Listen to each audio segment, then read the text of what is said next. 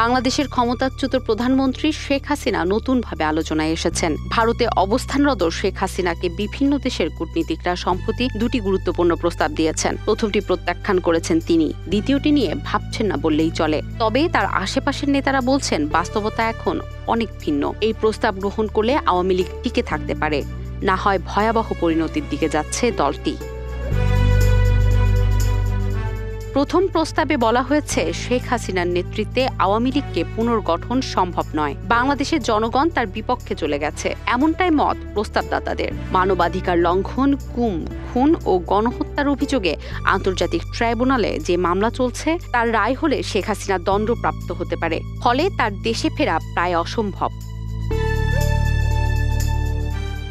দ্বিতীয় প্রস্তাবে বলা হয়েছে যদি তিনি নেতৃত্ব থেকে সরে গিয়ে কাউকে দায়িত্ব দেন তবে আওয়ামী লীগ নতুনভাবে ঘুরে দাঁড়াতে পারে। ইতিহাসেও এমন উদাহরণ রয়েছে। ১৯৭৫ সালে বাকশাল গঠনের পর আওয়ামী লীগের কার্যক্রম প্রায় বন্ধ হয়ে যায়। বঙ্গবন্ধু হত্যার পর ১৯৭৯ সালে বেগম জোহরা তাজউদ্দিনের নেতৃত্বে দলটি আবার সংগঠিত হয়। ১৯৮১ সালের ১৭ই মে শেখ হাসিনা ভারতের নির্বাসন থেকে দেশে ফিরে নেতৃত্ব নেন। জিয়াউর রহমানের সবুজ সংকেতেই তার সেই প্রত্যাবর্তন সম্ভব হয়। এরপর ধীরে ধীরে তিনি ক্ষমতায় আসেন এবং দীর্ঘ সময় দেশ পরিচালনা করেন। এখন প্রেক্ষাপট একেবারেই ভিন্ন। তরুণ প্রজন্ম রাজনীতির কেন্দ্রবিন্দুতে এসেছে। দেশের ভেতর বাইরের অনেকেই মনে করছেন শেখ হাসিনার জনপ্রিয়তা অনেকটা হারিয়ে গেছে। পশ্চিমা শক্তিগুলোর কাছেও তার ভাবমূর্তি এখন প্রশ্নবিদ্ধ। অন্তত দুটি পশ্চিমা দেশ সম্প্রতি তার ঘনিষ্ঠ মহলের সঙ্গে সরাসরি কথা বলেছে। তারা বলেছে আওয়ামী লীগের ভবিষ্যৎ টিকিয়ে রাখতে হলে নেতৃত্বে পরিবর্তন দরকার। ভারতের ভেতরেও এ নিয়ে তীব্র মতভেদ দেখা দিয়েছে। কেউ বলছেন হাসিনাকে ধরে রাখতে গিয়ে গোটা বাংলাদেশকেই হারিয়ে ফেলেছি, আবার কেউ কেউ বলছেন ভূ রাজনৈতিক বাস্তবতা মেনে বাংলাদেশের সঙ্গে নতুনভাবে সম্পর্ক গড়া দরকার। ভারতের পররাষ্ট্রনীতিতেও এখন এই প্রশ্নটি বড় হয়ে উঠেছে। শেখ হাসিনাকে রেখে কি বাংলাদেশের সঙ্গে সম্পর্ক টেকসই রাখা সম্ভব?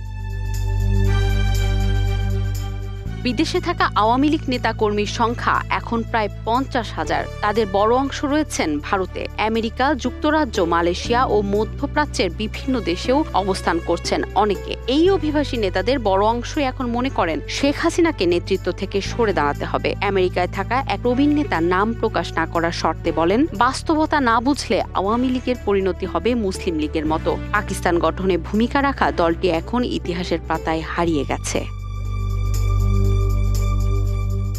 রাজনৈতিক বিশ্লেষকরা বলছেন অন্তর্ভুক্তিমূলক নির্বাচন আয়োজনের জন্য আওয়ামী লীগের অংশগ্রহণ প্রয়োজন। দলের একটি বড় ভোট ব্যাংক এখনো আছে, কিন্তু বর্তমান নিষিদ্ধ অবস্থায় নির্বাচন করা তাদের পক্ষে অসম্ভব। এজন্যই কূটনৈতিক মহল থেকে শেখ হাসিনাকে বিকল্প প্রস্তাব দেওয়ার বিবেচনার পরামর্শ দেওয়া হচ্ছে। তাদের মতে শেখ হাসিনার নেতৃত্বে আওয়ামী লীগ এখন এক গভীর সংকটে, যেখানে তিনি নিজেই দলের সবচেয়ে বড় বাধা হয়ে উঠেছেন।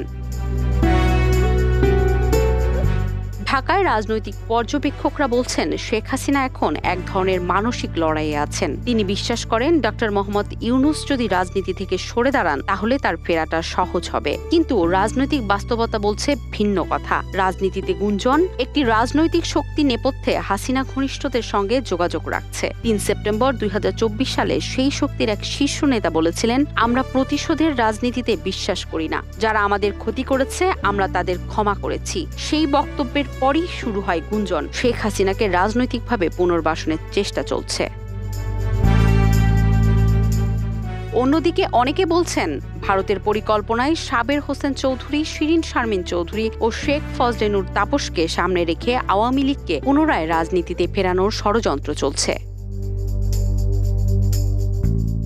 রাজনৈতিক বিশ্লেষকরা বলছেন শেখ হাসিনা এখন এক কঠিন মোড়ে দাঁড়িয়ে আছেন। একদিকে তার দীর্ঘ নেতৃত্বের উত্তরাধিকার, অন্যদিকে দলের অস্তিত্ব রক্ষার প্রশ্ন।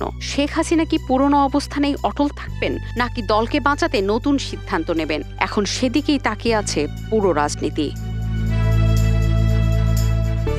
Dhaka express, desk report.